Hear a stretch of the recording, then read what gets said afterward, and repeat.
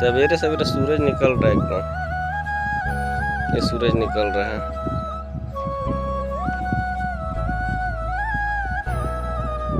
इतना सवेरे जग गया हूँ।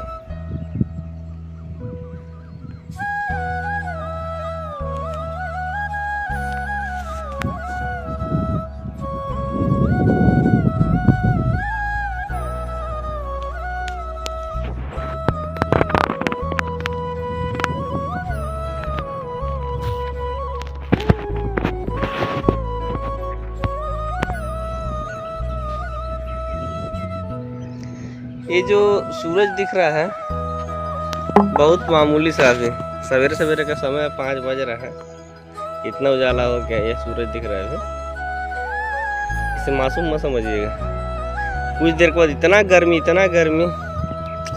कि आदमी एकदम पसीने से तरबतर हो जाएगा। ऐसा भी ये हाल है।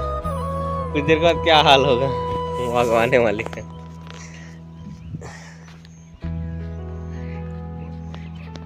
गांव का सीन है। छोटा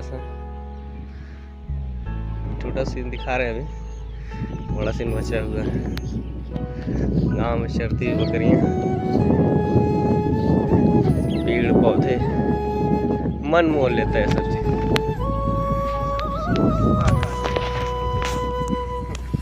तो घूमने में अच्छा लगता है। हम लोग गए थे घूमने के लिए। सॉरी,